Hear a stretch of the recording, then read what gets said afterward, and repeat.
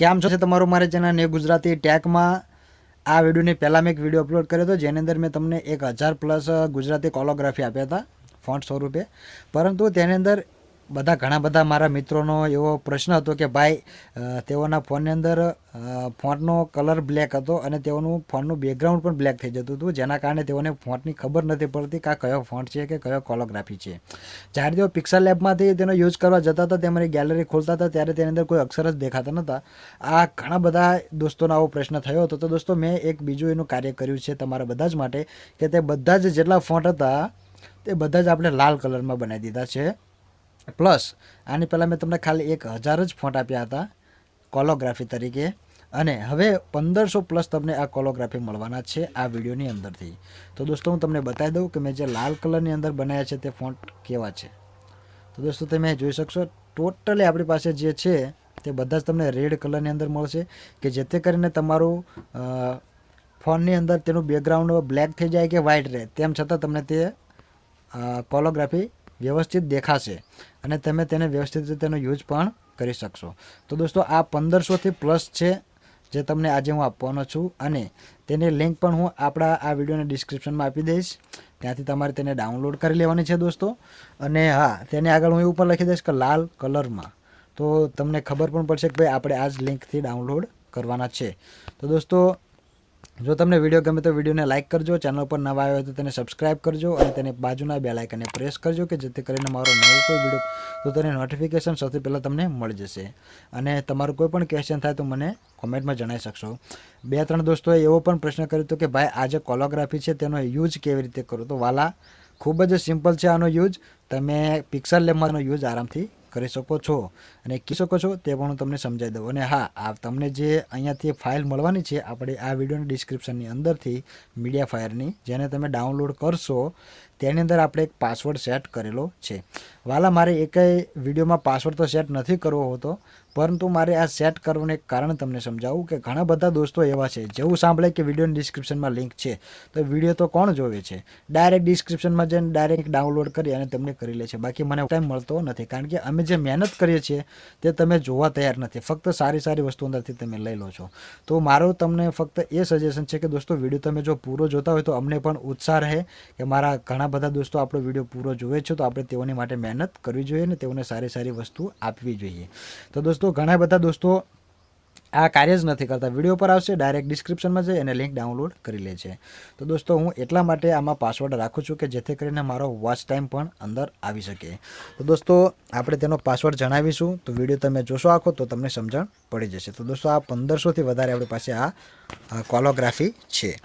દોસ્તો બીજા મારા ભાઈબંધે એવું પણ મને કીધું હતું કે ભાઈ આને કોલિગ્રાફી કહેવાય, કોલોગ્રાફી કહેવાય. ભાઈ ભાષા હારે મતલબ ના રાખશો, આમાંથી જે ઉપયોગી વસ્તુ તમને મળે છે તે ફક્ત લઈ લો, બરાબર.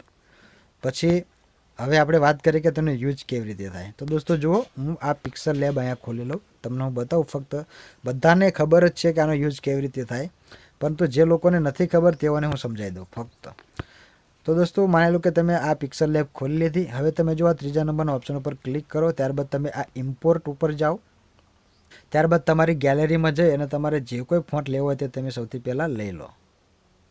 દોસ્તો મારા આ કોલોગ્રાફી મેં અહીંયા ખોલી લીધા. આમાંથી કોઈ પણ એક અક્ષર લઈને હું તમને સમજાવું કે આપણે તેનો યુઝ કેવી રીતે કરી શકીએ છીએ. તો દોસ્તો હું અહીંયાથી સ લઈ લઉં અને હું તમને સમજાવું કે હું તમને શું કહેવા માગું છું. તો કોઈ પણ એક સ્ટાઇલિશ સમાં હું અહીંયા લઈ લઉં. તો માની લો કે મેં આ સ અહીંયા લઈ લીધો, જોયું તમે દોસ્તો. ત્યારબાદ આને ઓકે કરું એટલે મારો સ અહીંયા આવી ગયો. હવે મારે આને આગળ જે કંઈ લખવું હોય તે હું ત્યાંથી કોલોગ્રાફીમાંથી પણ લઈ શકું છું, અથવા યુનિકોડ પેડમાંથી પણ હું બાકીના શબ્દો હું ત્યાંથી લઈ શકું છું. તો માની લો કે દોસ્તો મારો સ અહીંયા આવી ગયો. ત્યારબાદ હવે હું જો આ મારી યુનિકોડ પેડની એપ્લિકેશન ખોલી લઉં. યુનિકોડ પેડની અંદર મારા ગુજરાતી ફોન્ટ એડ છે અને પિક્સલ લેબમાં પણ મારા સ્ટાઇલિશ ગુજરાતી ફોન્ટ એડ છે. જો દોસ્તો તમારી પાસે આ ફોન્ટ ના હોય તો તેના દરેક આપણી ચેનલ ઉપર ઉપલબ્ધ છે, ત્યાંથી તમે તેને ડાઉનલોડ કરી અને જોઈ શકો છો. તો દોસ્તો માની લો કે તે સ હતો, આપણે અહીંયાથી જે કંઈ શબ્દો લેવા હોય તે અહીંયાથી લઈ લેવી. દોસ્તો તમને સાજણ લખીને જ સમજાવું, કારણ કે આગળના વિડીયોમાં પણ મેં સાજણ જ લખ્યું હતું. તો દોસ્તો મેં સાજણનો આ લઈ લીધો કાનો. પછી આપણે અહીંયાથી લઈ બીજો જ, ક્યાં ગયો જ, આ રહ્યો જ, અને હવે લઈ લઈએ અણ. મતલબ સાજણ આપણું લખાઈ જશે કમ્પ્લીટ. તો તમે દોસ્તો લો, હું અણ અહીંયા લઈ લઉં. દોસ્તો પિક્સલ લેબ ખૂબ જ ઉપયોગી છે અને તેની અંદરથી દરેક કાર્ય તમે કરી શકો છો. તો હવે તેને હું અહીંથી કોપી કરી લઉં અને દોસ્તો હવે આપણે આવી જઈએ આપણા પિક્સલ લેબની અંદર. ત્યારબાદ દોસ્તો આપણે રાઇટિંગમાં જઈએ અને અહીંયા આપણે તેને જે ત્યાંથી આપણે લખીને લાવ્યા છીએ તો તેને આપણે અહીંયા કરી લઈએ કોપી. સૌથી પહેલાં તમે જોઈ શકશો આનાથી ડિલીટ કરી અહીંયા લોંગ પ્રેસ કરીશું એટલે આપણો કોડ ત્યાં આવી જશે. જે આપણે ત્યાંથી લાવ્યા હતા તે કોડ અહીંયા તમને આરામથી મળી જશે. તો મારો કોડ અહીંયા આવી ગયો. હવે તેને કરી લો અહીંયાથી ઓકે, મતલબ આ અહીંયા આવી ગયું બરાબર. હવે તેને થોડીક સાઇઝ હું અહીંયાથી વધારી લઉં. આ તમને જસ્ટ આઈડિયા આપી રહ્યો છું દોસ્તો, તમે કેવી રીતે લખી શકો છો એની. હવે આપણે જઈશું આપણા ફોન્ટની અંદર. તો આ રે મારા ફોન્ટ. આ ફોન્ટની અંદરથી આપણને જે કોઈ સારા લાગશે એ ફોન્ટ હું અહીંયાથી લઈ લઈશ. માય ફોન્ટની અંદર જઈશ. ત્યારબાદ આ મને જે કોઈ ફોન્ટ સારા લાગે તે હું અહીંયાથી લઈ લઉં. તમને હું બતાવું દોસ્તો આપણી પાસે કેવા કેવા ફોન્ટ છે. બધા દોસ્તોને ખબર જ છે, પણ જેને નથી ખબર તે અહીંયાથી જોઈ શકશે. તો આપણને જે સારા લાગે તે હું ફોન્ટ અહીંયાથી લઈ લઉં. માની લો કે મેં આ ફોન્ટ અહીંયાથી લઈ લીધા. હવે તેને હું અહીંયાથી કરી લઉં ઓકે. તો દોસ્તો તમે જોઈ લો અહીંયા આવી ગયું આ રીતે. હવે એને તમારે જે રીતે સેટ કરવું એ રીતે તમે અહીંયાથી કરી લો. આ વ્યવસ્થિત મેં મૂકી દીધું. હવે આપણે આને કલરમાં ફેરવવા શું કરવાનું છે એ તમે અહીંયા ખાસ જોઈ લો. તો હવે દોસ્તો આપણે આ ત્રીજા નંબર ઉપર ચોથા નંબર ઉપર જઈને આનું પાછળનું બેકગ્રાઉન્ડ છે તેને હટાવી દેવાનું છે. અને હવે આપણે તેને અહીંયાથી એક પહેલાં ડાઉનલોડ કરી લઈશું. ત્યારબાદ આપણે તેની અંદર જે કોઈ સજાવટ કરવી હશે તે આપણે આરામથી કરી શકશું. તો હું દોસ્તો પહેલાં આને ડાઉનલોડ કરી લઉં.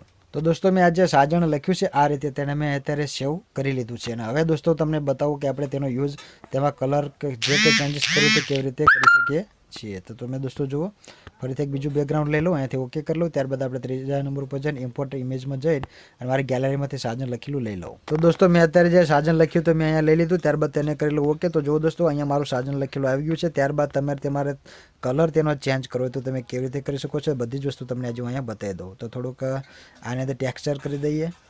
તમે જુઓ દોસ્તો હવે કલરમાં. તો દોસ્તો તમે જો કલરને અહીંથી હું ઇનેબલ કરું છું. ત્યારબાદ તમે જો મારી પાસે જે સારા સારા કલર છે તેની અંદરથી તમે જોઈ લો દોસ્તો, લાગે છે ને ખૂબ જ જોરદાર. તો આ રીતે તમે તમારું જે કંઈ લખવાનું હોય તે તમે લખી શકો છો અને આ રીતે કોલોગ્રાફીનો યુઝ કરી શકો છો. હવે તમારી પર ડિપેન્ડ કરે છે તમારે તેનો યુઝ કેવી રીતે કરો. તો આ દોસ્તો હવે આપણે વાત કરી લઈએ આપણા તેના પાસવર્ડની. તો દોસ્તો આનો મેં પાસવર્ડ રાખ્યો છે 20 20 20. 3 વખત 20 20 કરી દેવાના. તમારે 6 આંકડા થશે 20 20 20 એટલે તમારી ફાઇલ અનઝિપ થઈ જશે. અને હા, અનઝિપ કરવા માટે તો તમને ખબર જ હશે કે આપણી પાસે જેડ એચીવરની એપ્લિકેશન હોવી જોઈએ. જો જેડ એચીવરની એપ્લિકેશન નહીં હોય તો આ ફાઇલ તમારી અનઝિપ થશે નહીં. તો દોસ્તો આઈ હોપ કે તમને દરેક માહિતી સમજમાં આવી ચૂકી છે અને તમારો કોઈ પણ ક્વેશ્ચન તમને કોમેન્ટમાં તમે જણાવી શકો છો. તો હવે આપણે મળીશું નેક્સ્ટ વિડીયોમાં. ત્યાં સુધી આવજો, બાય બાય, ટાટા. 1500+ કોલોગ્રાફીનો મોજ લો.